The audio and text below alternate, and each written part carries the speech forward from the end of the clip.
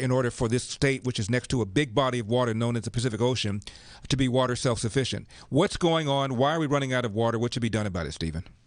Yeah, well, my whole point on my book was we just need to pursue a policy of abundance. We need to look at ways to store more water in wet years so we have it in drier years. It's not that, it's not the most difficult topic to understand that way. Mm-hmm. And we need things like desalination.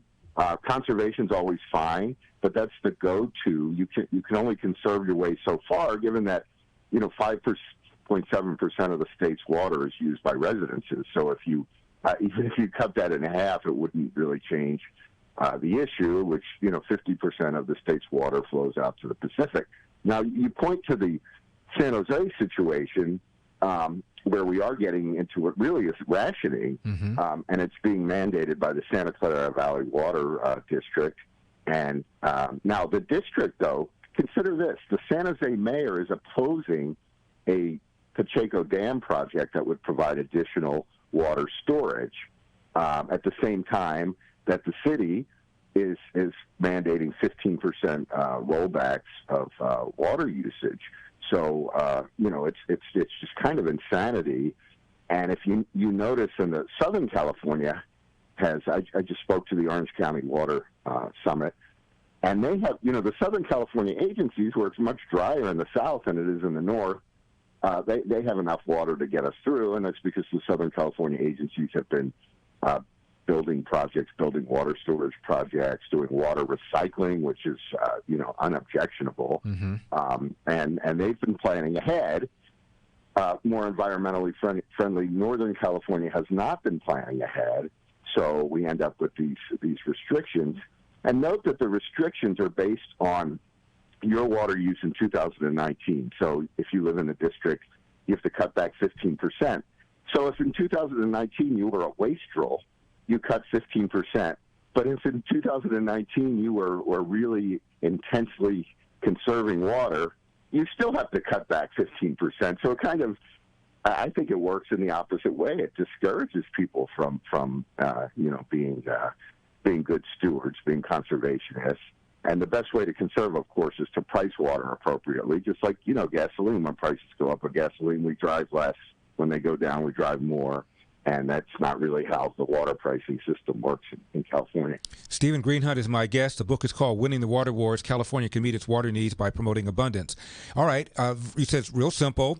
We should be storing water in the wet years to get us through the dry years. Why aren't we doing that? It's a lot has changed in the in the history of California.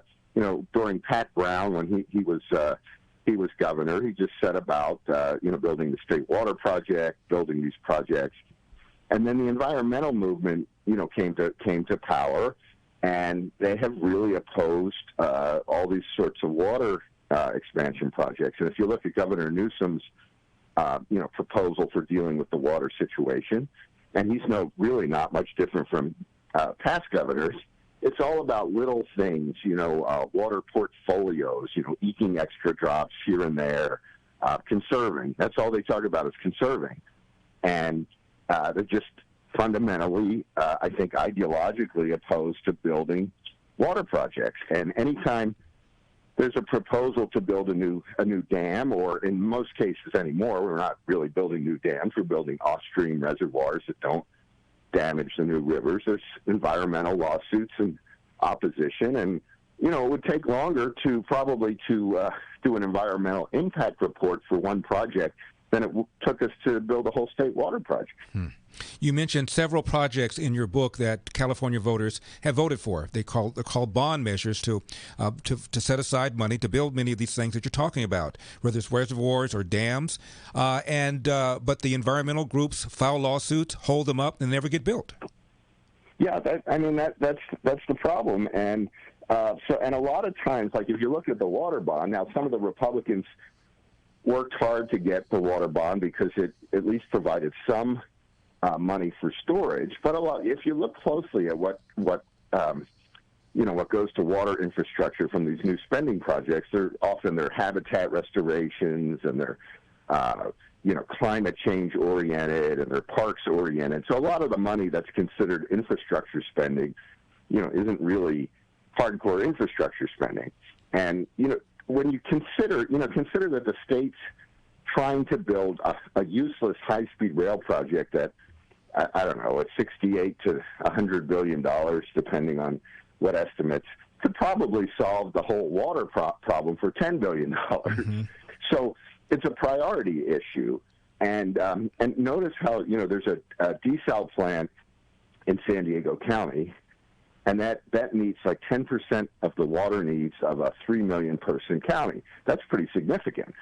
Orange County is trying to build a similar one in Huntington Beach, and the Coastal Commission is fighting it over its impact on plankton. Steve, we just have 30 seconds left. What do we do now? What's next?